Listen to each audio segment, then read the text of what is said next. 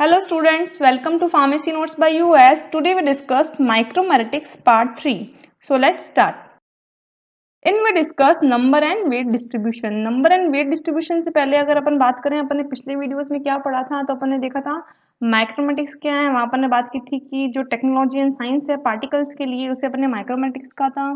फिर अपन ने कुछ डेफिनेशंस पढ़ी थी according to particle, different different, क्योंकि अपने को पता है कि जो पार्टिकल है वो मोस्टली असिमेट्रिकल इन शेप होता है, यानी कि जो दोनों साइड्स हैं उसकी वो नोट सेम नहीं होती हैं, तो उनके टूवर्ड्स में उसको इक्विवेलेंट बताते हुए अपन ने कुछ डेफिनेशंस की बात की थी, like projected diameter, spherical diameter, surface volume diameter, इस तरीके से।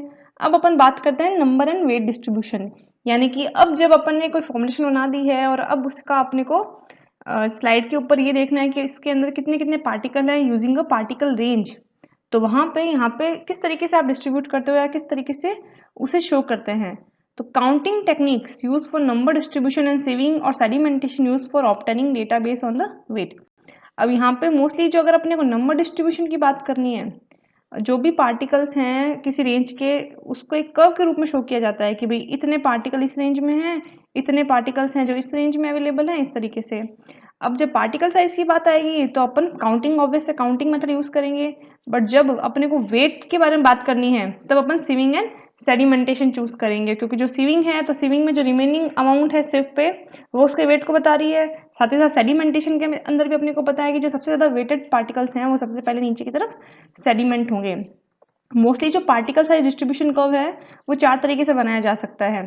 पहला है फ्रीक्वेंसी डिस्ट्रीब्यूशन कर्व, दूसरा है log distribution curve, third one is cumulative frequency distribution curve, fourth one is log probability curve. In this the distribution of particle in powder is termed as unsymmetrical और skewed, यानी कि ये जो भी curves हैं इसके अंदर जो भी अपने को स्ट्रक्चर देखने को मिलेगी वो स्क्यूड इन शेप होगी। Mostly skewed in shape means कि जो भी पार्टिकल्स हैं, या जो अपन बात करें जो डिस्ट्रीब्यूशन कर्व, उसका एडवांटेज क्या होगा कि भाई अपने को पता है कि कोई भी पार्टिकल्स हैं या कोई सैंपल हैं, अब सैंपल में अपन जब भी सपोज अपने को 4 या 5 सैंपल्स हैं जो कि इवेल्यूएट करने के इसके अंदर पार्टिकल कौन कौन से साइज़ के अवेलेबल हैं, तो मे भी पॉसिबल कि चारों के चारों सैंपल्स के अंदर जो पार्टिकल साइज रेंज है वो सिमिलर आ जाए कि भाई 5 माइक्रोमीटर से 50 माइक्रोमीटर की रेंज में इन सब में पार्टिकल प्रेजेंट है। बट जो फ्रिक्वेंसी है, यानी कि किस पार्टिकल रेंज में कितने पार्टिकल प्रेजेंट हैं, वो सब में डिफरेंट है। तो यहाँ पे जब अपन डेटास को देखेंगे तो डेटास को देखने में वो थोड़ा सा टीडियस हो जाता है कि कौन सा किस तरीके से है, इसलिए उन सब को यूज़ करने के लिए अपन यहाँ पे कुछ कर्व्स बना देते हैं। कर्व्स अपने को बताता है कि भाई वो पॉजिटिवली स्क्यूड होगा, नेगेटिवली स्क्यूड होगा, या किस तरीके से जो फ्रिक्वेंसी है मैक्सिमम कौन से रेंज में अवेलेबल है और मिनिमम कौन से रेंज में अवेलेबल है। अब अपन बात करते हैं पार्टिकल साइज डिस्ट्रीब्यूशन की। व्हेन द नंबर और weight of particle lying within a certain size range is plotted against the size range और mean particle size as so called frequency distribution curve, यानी कि जब frequency distribution curve की बात करेंगे तो उसके अंदर क्या होगा, एक साइड तो पार्टिकल की रेंज आ जाएगी, कितने कितने पार्टिकल्स की रेंज है 5 माइक्रोमीटर से 50 माइक्रोमीटर तक, और यहाँ पे आ जाएगा पार्टिकल का नंबर कि इस पर्टिकुलर रेंज में कितने पार्टिकल अवेलेबल हैं, उसे अपन कह देंगे फ्रीक्वेंसी डिस्ट्रीब्यूशन कर्व। अब इसका एडवांटेज क्या होगा इस तरीके के कर्व बनाने का, ये अपने को जो भी डिस्ट्रीब्यूशन है कि हाईएस्ट पार्टिकल किस रेंज में अवेलेबल है, लीस्ट पार्टिकल किस रेंज में अवेलेबल है, उसका विजुअल डिस्ट्रीब्यूशन बताएगा। दूसरा, the important because two sample with the same average diameter but different distribution. दूसरा अपने को ये भी बताएगा कि अगर आपने 2 सैंपल लिए हैं उसमें सपोज रेंजेस सेम है, डायमीटर सेम है, बट अगर डिस्ट्रीब्यूशन डिफरेंट है, यानी कि एक रेंज में अलग पार्टिकल्स नंबर हैं और दूसरे सैंपल में उसी रेंज में डिफरेंट पार्टिकल नंबर अवेलेबल हैं, तो ये वाया विजुअली अपन इजीली डिटेक्ट कर सकते हैं। साथ ही जो ये पार्टिकल साइज है किस फ्रीक्वेंसी से इनमें ऑब्टेन होते हैं उसे यहाँ पे मोड टर्म कहा जाता है। Mode defined as what particle size occur more frequently within the sample. An alternative method for representing the data is plot the cumulative percentage over or under a particular size versus particle size. यानी कि एक तो है frequency distribution curve के हिसाब से अपन कब plot कर सकते हैं, दूसरा प्लॉट है क्यूमुलेटिव परसेंटेज का, cumulative percentage versus particle size. अब अगर अपने को कोई भी कर्व प्लॉट करना है तो उससे पहले अपने को सैंपल को डिटेक्ट करना होगा। सैंपल को डिटेक्ट करने के साथ अपने को क्या क्या देखना पड़ेगा कि उसकी जो साइज रेंज है अपन किस तरीके से डिस्ट्रीब्यूट कर रहे हैं। सपोज आपने ये देख लिया कि भाई 5 से लेके 50 माइक्रोमीटर तक के पार्टिकल इसमें अवेलेबल हैं, वो आपने देखने के बाद आपने जो आपका कंपाउंड माइक्रोस्कोप है उसके साथ आपने आईपीस माइक्रोमीटर रखा और उससे जो है जो कैलिब्रेशन कर दिया कि इस रेंज में कितने माइक्रोमीटर अवेलेबल हैं। यहाँ आपने रेंज निकाल दी 5 से 50 माइक्रोमीटर। उसके बाद उसकी मीन साइज जैसे आपने डिवाइड किया है 5 से 10, 10 से 15, 15 से 20, तो इस हिसाब से इनकी जो मीन साइज है वो निकल गई 7.5, 12.5 माइक्रोमीटर इस तरीके से। फिर उस पर्टिकुलर रेंज में आने वाले पार्टिकल, नंबर ऑफ पार्टिकल आपने काउंट कर लिए। उसके बाद percent frequency of number particle and percent frequency of wave distribution आपने एस्टिमेट किया। अभी किस तरीके से किया जाता है उसके बारे में बात करते हैं। उसकी आपने सबसे पहले एक सैंपल लिया, सैंपल को आपने स्लाइड पे पेस्ट किया और आपने उसको अंडर माइक्रोस्कोप देखा।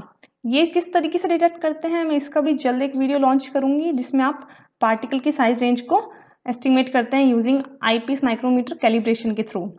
सबसे पहले सपोज आपने एक सैंपल लिया, सैंपल लेने के बाद उसे आपने स्लाइड के ऊपर पेस्ट कर दिया। स्लाइड के ऊपर जब पेस्ट किया और after calibration using eyepiece micrometer and with compound microscope आपने ये देखा कि जो पार्टिकल साइज हैं वो आपके 1 से 15 माइक्रोमीटर तक के उसके अंदर अवेलेबल हैं। आपने उस पार्टिकल साइज को 5 रेंजेस में डिवाइड कर दिया कि भाई 1 से 3, 4 से 6, 7 से 9, 10 से 12 और 13 से 15, यानी कि जो मैं पार्टिकल गिनूंगा इस रेंज के हिसाब से गिनूंगा। अब कोई भी पार्टिकल को अपन जो 1 माइक्रोमीटर का है या 3 माइक्रोमीटर का है इस तरीके से डिवाइड नहीं कर सकते, तो अपन उस सबकी क्या निकाल लेंगे, मीन, एवरेज पार्टिकल साइज। यानी कि मान लिया इनके बीच आने वाले जो भी पार्टिकल हैं वो सबका साइज क्या है, 2 माइक्रोमीटर। यानी कि जब फर्स्ट अपन 1 से 3 की बात करेंगे तो उसका मीन साइज हो गया 2, 4 to 6 का 5, 7 to 9 का 8, 10 to 12 का 11, 13 to 15 का 14, यानी कि ये सारे के सारे पार्टिकल साइज रेंज हो गई। अब अपन ये देखेंगे कि इस पर्टिकुलर पार्टिकल साइज पे कितने नंबर ऑफ पार्टिकल अवेलेबल हैं। सपोज अब आपने अंडर माइक्रोस्कोप देखा तब आपको दिखा कि जो 2 माइक्रोमीटर के हैं, इनडायरेक्टली कहें तो 1 से 3 के बीच में आने वाले, बट अपन यहाँ पे फॉर कैलकुलेशन अपन ये मान लिया कि ये सब के सब 2 माइक्रोमीटर के हैं, इनको आपने कैलिब्रेट कर लिया। उसके अंदर नंबर ऑफ पार्टिकल 4 हैं, 5 माइक्रोमीटर के नंबर ऑफ पार्टिकल 6 हैं, 8 के 5, 11 के 3 और 14 के 2। जब टोटल देखा तो आपने देख लिया कि जो number of particle total present है अपने सिस्टम के अंदर वो है 20। फिर बात की आपने number percent frequency number of particle कि आपने फ्रीक्वेंसी कैसे निकाली। टोटल की बात की तो टोटल है 20 और 20 में से 4, तो 4 की फ्रीक्वेंसी उस 100 के लिए क्या हुई, 4/20 इंटू 100, तो आपके पास आया 20%। यानी कि जो पूरे 20 नंबर ऑफ पार्टिकल में जो 4 है वो उसका 20% है, 6 का 30%, 5 उसका 25%, 3 उसका 15% और 2 है उसका 10%, यानी कि टोटल हो गया इसका 100%।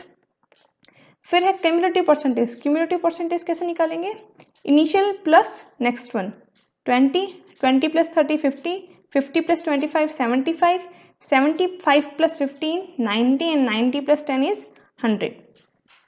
अब ये यहाँ पे जब अपन ग्राफ प्लॉट करेंगे तो अपन ने ग्राफ के बारे में बात कर ली कि भाई एक तो फ्रीक्वेंसी ग्राफ होगा, दूसरा वेव डिस्ट्रीब्यूशन होगा और नंबर डिस्ट्रीब्यूशन होगा। नंबर डिस्ट्रीब्यूशन के अंदर अपने को पता है कि भाई नंबर की बात होगी और मीन साइज की बात होगी, बट जब वेट की बात है तो वेट के लिए अपन ने डेफिनेशंस में पढ़ रखा है कि व्हेन d इज 4, क्योंकि d1 is length, d² is surface area, d3 is d is length, d² is area, d³ is volume and d4 is weight. तो अपने को वेट को भी देखना पड़ेगा, तो वेट अगर अपन निकालें तो वेट किस तरीके से निकलेगा, d4, d यानी कि mean size is multiply by 4, 2 into 2 into 2 into 2 into number of particle 4 is equal to 64। इस तरीके के बाकी सबका आप निकालेंगे तो इस तरीके से आपके पास रिजल्ट आएगा। उसकी अगर आप फ्रीक्वेंसी निकालें, 64 की फ्रीक्वेंसी क्या रहेगी, जब आपका टोटल अमाउंट है 145049, तो 64 in behalf of frequency 145049 it is 0.044%।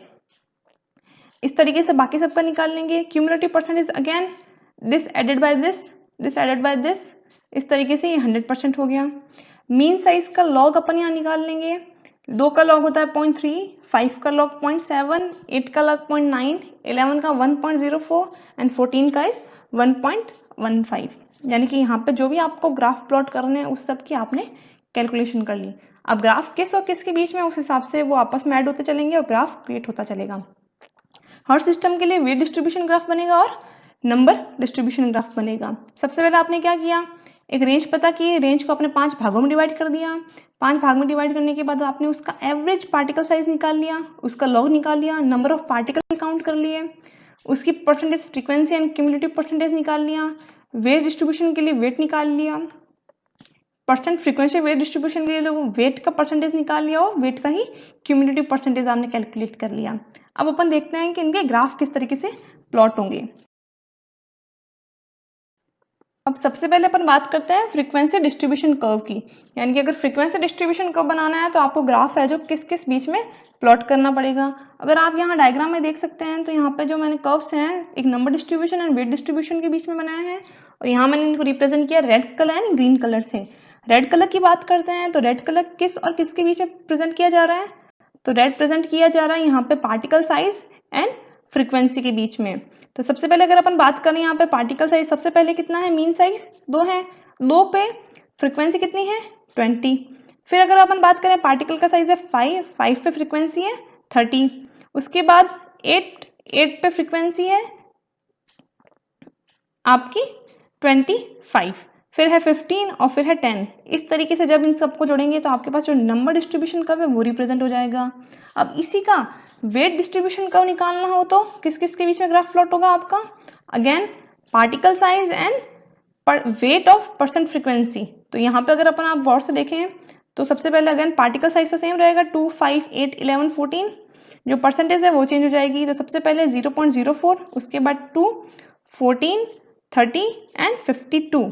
तो ये आपका जो फ्रीक्वेंसी डिस्ट्रीब्यूशन कर्व है वो क्रिएट होता है wait distribution and number distribution के हिसाब से। दूसरे की बात करें अपन लॉग डिस्ट्रीब्यूशन कर्व, जब आपको कह दे कि आपको जो ग्राफ है वो लॉग डिस्ट्रीब्यूशन कर्व के रूप में रिप्रेजेंट करना है, तो जो ग्राफ बनेगा वो बनेगा आपका लॉग पार्टिकल साइज और परसेंट फ्रीक्वेंसी के बीच में। दो तरीके से अपन इसको कर्व को बना सकते हैं, एक नंबर डिस्ट्रीब्यूशन कर्व, दूसरा wait distribution curve. Number distribution curve की बात करें तो it is in blue, blue के अंदर बात करें तो आपका लॉग मीन साइज और किसके बीच में, परसेंट फ्रीक्वेंसी के बीच में है। तो सबसे पहले लॉग कितना है 0.3, 0.7, 0.9, 1 एंड 1.5। उसके हिसाब से अगर अपन बात करें तो आपके पास जो नंबर परसेंटेज पार्टिकल हैं वो है 20, 30, 25, 15 एंड 10। वही अगर अपन वेट डिस्ट्रीब्यूशन की बात करें तो वेट डिस्ट्रीब्यूशन का कर्व आपके किस किस के बीच में प्लॉट होगा, percent frequency and again the mean log size. Log again 0.3, 7, 0.9, 1.04 and 1.15, while जो वेट डिस्ट्रीब्यूशन है वो आपका हो जाएगा यहाँ पे 0.4, 2, 14, 30 एंड 52। ग्राफ की बात करें तो cumulative frequency distribution curve, cumulative में अगर अपन बात करें तो ग्राफ बनेगा particle size and cumulative percentage के बीच में। सबसे पहले बात करते हैं नंबर डिस्ट्रीब्यूशन की। नंबर डिस्ट्रीब्यूशन में 2, 5, 8, 11 एंड 14, और इसके अंदर जो क्यूमुलेटिव परसेंटेज हो जाएंगी वो आपकी हो जाएंगी 20, 50, 75, 90 एंड 100। 20, 50, 75, 90 एंड 100। सेम अगर अपन वेट डिस्ट्रीब्यूशन के बारे में बात करें तो वेट डिस्ट्रीब्यूशन आपका हो जाएगा cumulative percentage and number of particle. Number of particle again 2, 5, 8, 11, 14 and cumulative percentage की हो जाएगी 0.4, 2, 16, 47 एंड 100। यानी कि जब भी आपको ग्राफ बनाने हो तो आपको इस तरीके से एक टेबल कैलकुलेट करनी पड़ेगी, और उसके आधार पे आपको particle size and cumulative, particle size and frequency and log particle and frequency के बीच में ग्राफ को प्लॉट करना पड़ेगा। और ग्राफ के हिसाब से, कर्व के हिसाब से आप देख सकते हो कि जो फ्रीक्वेंसी है, हाईएस्ट पार्टिकल्स कहाँ अवेलेबल है, लीस्ट रेंज कहाँ है और मिड पॉइंट इसका कहाँ है, ये आप आसानी से एस्टिमेट कर सकते हैं।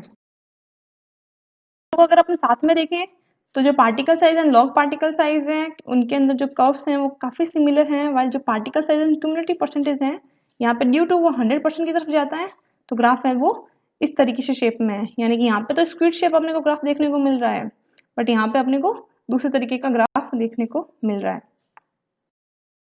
Hope you understand and enjoy the video. Please like, share and subscribe. Thank you.